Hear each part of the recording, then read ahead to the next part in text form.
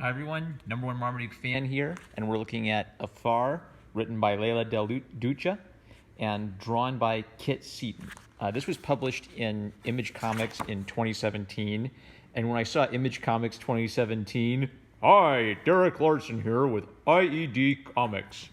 I'm so mad at Derek Larson, but I went in kind of like grouchy and expecting the worst because of the Image brand, and I really enjoyed this. So in comics discussion, or maybe like Steven Universe, people will say it's SJW, but it's still good even though it's SJW. Afar just isn't SJW at all. And when it really started clicking for me is when the main character girl, Boatama, takes responsibility for her actions and promises to do better. Hi, Kat. Are you going to bug us this whole review? I bet he is. All right. So the art style, I kind of describe it as sort of the standard, independent style where it's cartoony, but it's semi-realistic cartoony. At times, it reminds me of Jeff Smith, and I think Jeff Smith is a very good illustrator. He's very good compositionally.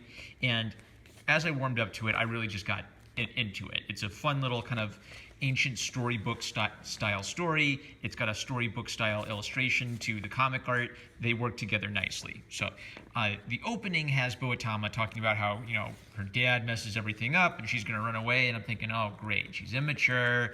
She's so much smarter than her dad. What direction is this going? But then gradually she starts having like these very vivid dreams, and this cat's gonna.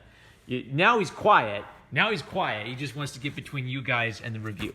But the dreams gradually get more and more vivid, and she starts to learn that she actually can experience other people's lives through these dreams. I marked this panel because it's just a good little example of body language where the little brother, I think his name is Iotu or something, he hugs Adama, the girl he likes, and she blushes, and she kind of like brushes him off, but she's still blushing, and he's got like nice body language there with his kind of limp wrist coming up and the hurt expression. I just dig it. They understand expression and body language, and they make it work. Maybe some things is, since I'm OCD, I'm going to tell you what my criticisms are. Iotu's supposed to be 2 years younger than Boatama, and I thought they were twins at first because he's almost her height, and he does act like kind of young for his age, and I think they're supposed to be, this is a post-apocalyptic future, so he's supposed to be, barely literate. I think it would have helped make the distinction clearer if he was like 12 and his sister was 15. Instead they almost look the same age. So I'm OCD, but he does read as kind of like a younger, less experienced brother. And what I love about this is this violated my expectations. So my expectation was, the brother's going to be an idiot, the brother's going to be a dummy and ineffectual, and the girl's going to be super duper amazing. And it wasn't that.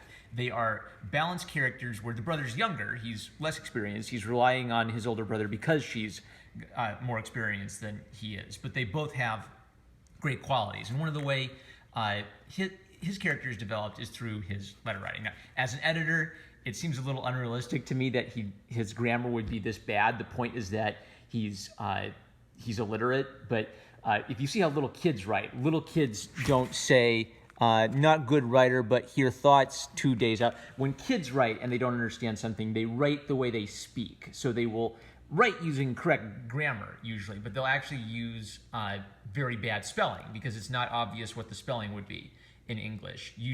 If you wouldn't say, me am not good person, you wouldn't write me am not good person. You'd write, I'm not a good person, but you'd misspell like a, or you wouldn't know how to do the contractions or the apostrophes. It's not how an illiterate person would write. But then gradually he gets better and better. So that was just a nice little subtle bit of characterization, is that he's getting better as he goes.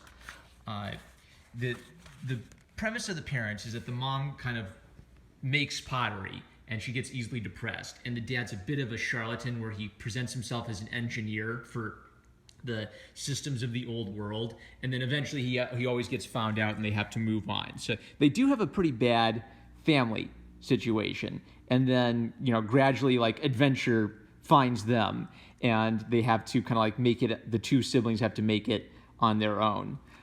I don't want to review every little page. Okay, so the the responsibility angle starts coming in when she has a dream that she's on this alien world, and she's naive. She says, oh, you got to stand up to these bullies. And the second she says that, they start shooting them. And then she immediately feels regret and guilt about this because she realizes she screwed up and she could have gotten someone killed. But because she can't control the dreams, and once she dreams she's in a place one time, she doesn't think she can ever get back. So for now, it looks like she's screwed up and there's no way to undo her mistake. So this is a character who, she makes mistakes, she does something dumb, and then she starts thinking, well, what can I do to correct the mistake I made? That's everything a protagonist needs to be. I really love this cat. This cat is dominating this entire review. I really like the culture and the way that folklore is used to sort of spread things out. So there's this like guide dog creature. It's the equivalent of the Northern Light. The nose of the dog is the Northern Light in the sky, and you can use it to gain direction.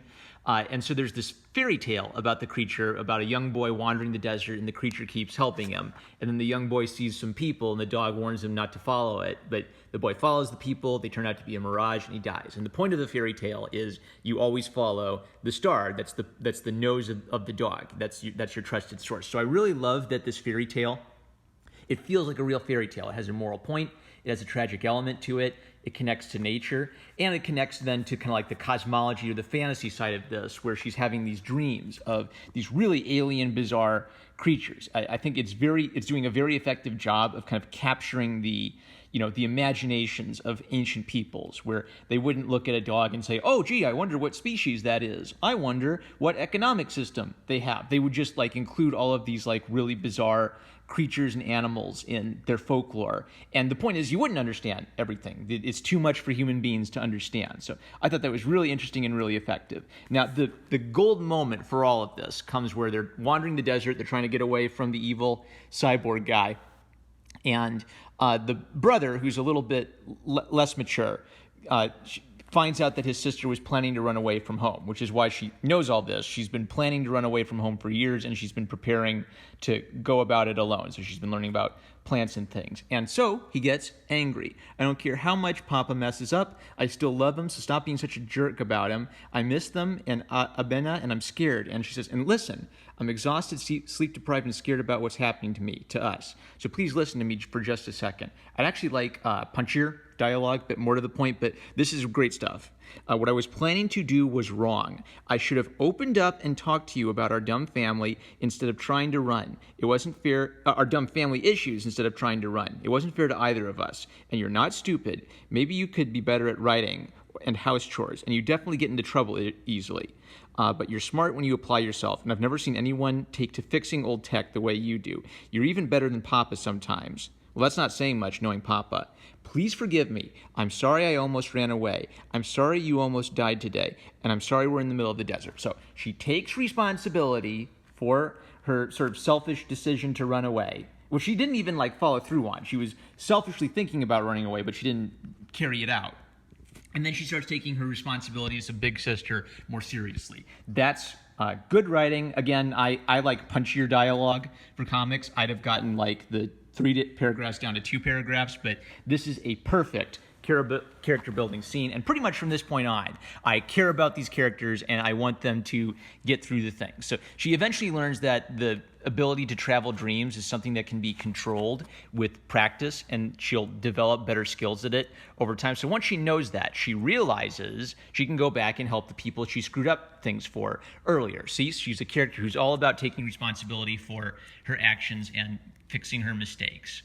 I want to jump ahead. So I also thought it was interesting that this is a post-apocalyptic world of some sort. They had great old technology that they can't use anymore and it's dying, but they've become like an ancient desert people. So they have, kind of like antique ideas about magic and communicating with the dead. So there's this great bit where the brother says she can't communicate with the dead. She's visiting other worlds, and they think that's hilarious. They of course she could speak to the dead. That's obviously what she's doing. But you actually think she's talking to people on other worlds, and then they just kind of like sort of. I was trying to think about whether I didn't like this scene or I liked it. So like this queen, right? You'd think, oh, she's going to be super duper special. She's going to be a super duper brilliant queen lady, but she's kind of intolerant and she's kind of ignorant, and so she accuses them of lying, even though they've never misrepresented themselves. They just didn't mention that she has all of these weird dreams, and then she exiles them or refuses to board them anymore. So I like that. The secondary characters aren't just super duper cool girl power people. They are held up by their attitudes and assumptions about the world, and they can express bigotry. So it's still like just the two kids on their own against the world.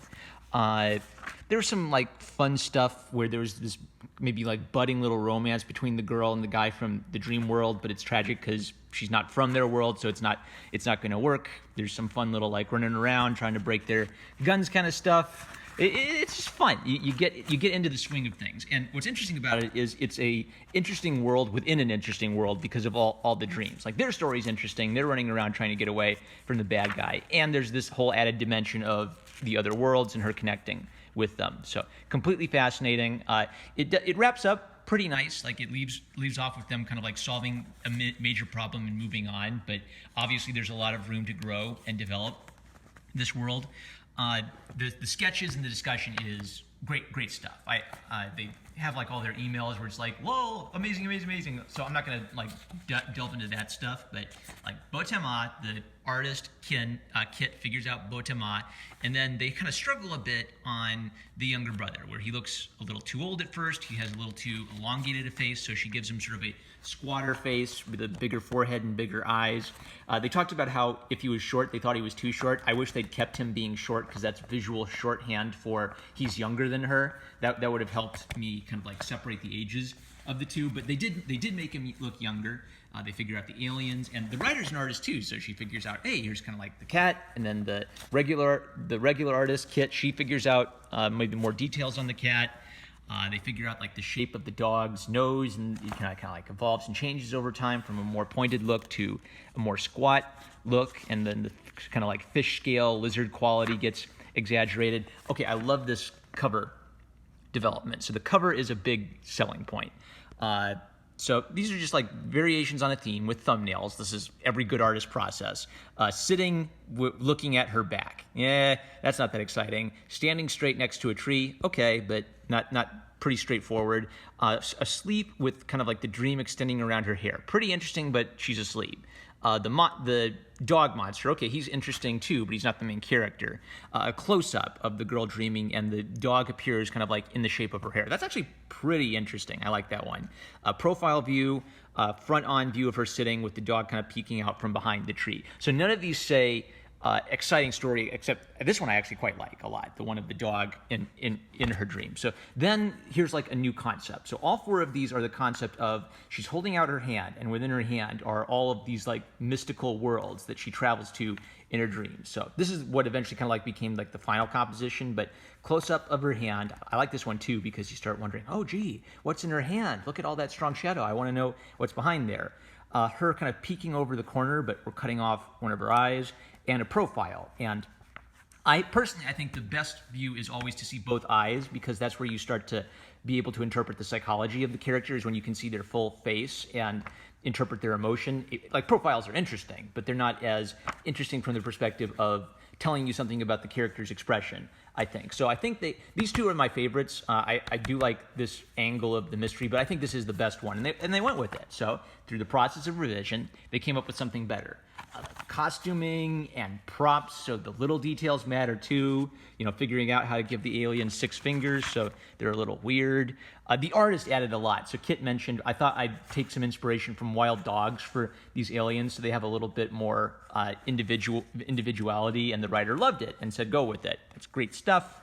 Even like these little secondary characters who don't do too much, they are given maybe like their own distinct culture or flair to them. And Abronette is like the queen who seems like she's really cool at first, but seems to be a bit intolerant. And I love this 2-page spread. I even love their notes. So she just writes things like European-inspired dress, Bedouin-inspired dress. This guy's waving at this guy. He has a giraffe element. Plants, caravan here.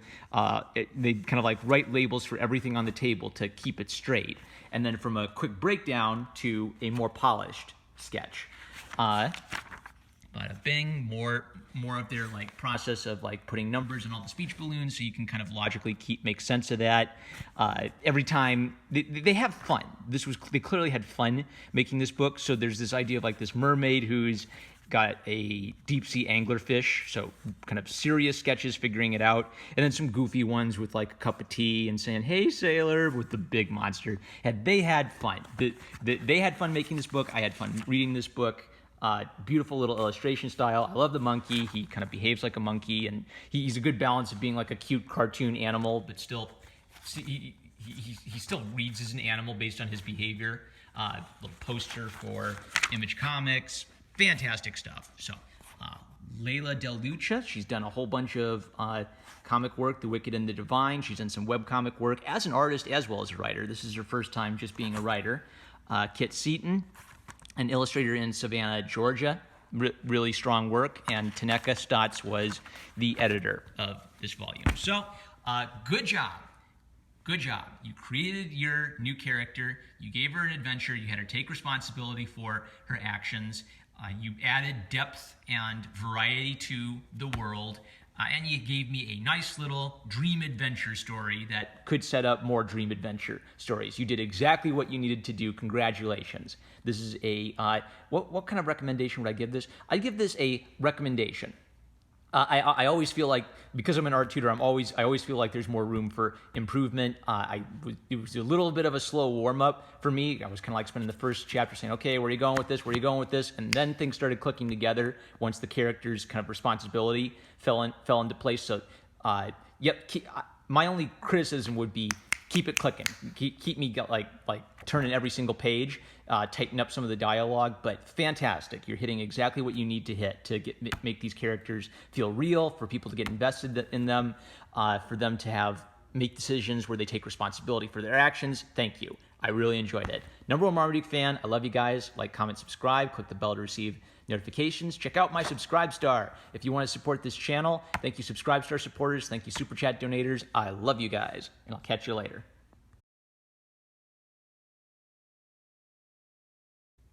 Get out of my lap, you dumb cat!